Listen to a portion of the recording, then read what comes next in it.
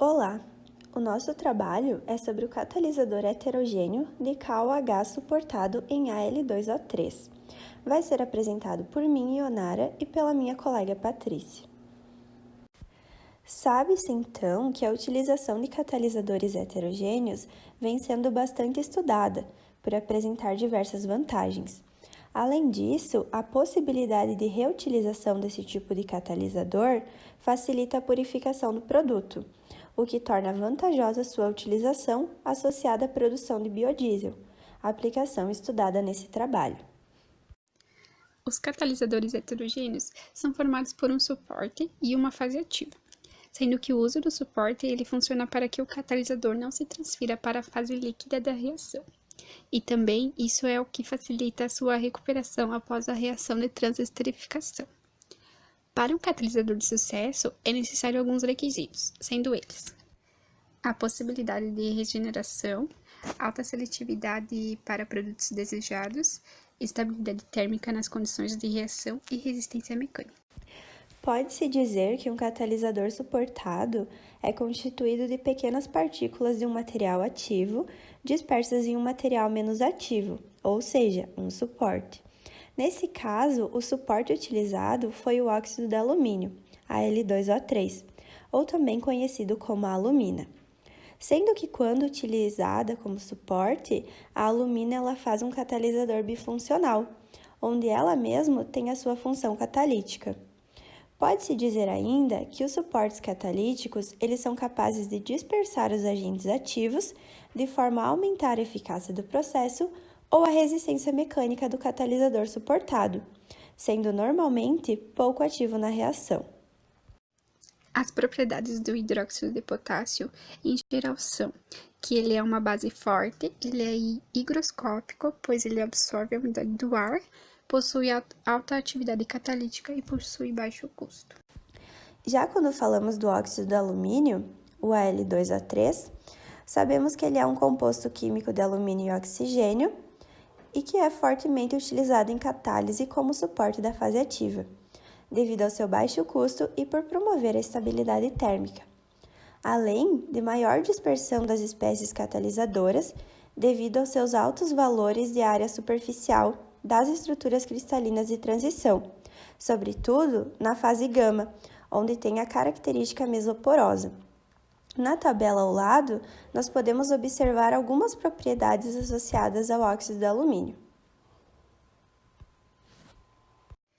Bom, as propriedades do catalisador estudado, em geral, são as mesmas que o dos catalisadores heterogêneos. Com isso, as suas propriedades, elas são que ele é um catalisador não corrosivo, ele é reciclável, apresenta menores problemas com resíduo, também apresenta fácil separação, tem alta seletividade e longa vida útil. Quando falamos então do método de síntese desse catalisador, nós podemos dizer que ele é obtido pelo método de impregnação por excesso de solvente, utilizando a solução aquosa de hidróxido de potássio para ser suportado em alumina. Na imagem, nós vemos o processo de obtenção do catalisador, o processo de impregnação, secagem e calcinação.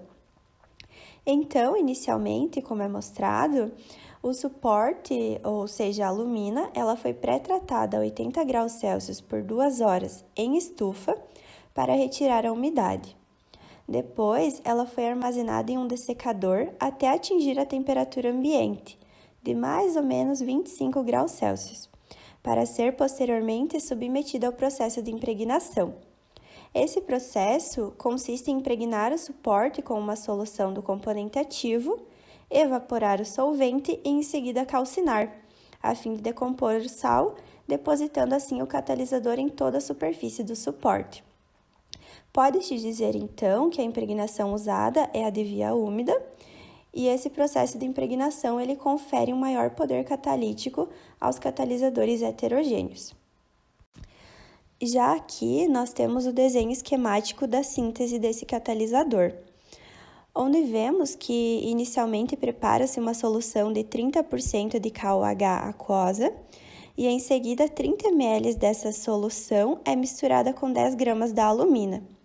Essa mistura resultante, ela é mantida por cerca de 3 horas sob aquecimento e agitação constante, a 80 graus Celsius. Em seguida, essa mistura ela foi transferida para os cadinhos e foi levada à estufa para secagem por 24 horas, em torno de 110 graus Celsius.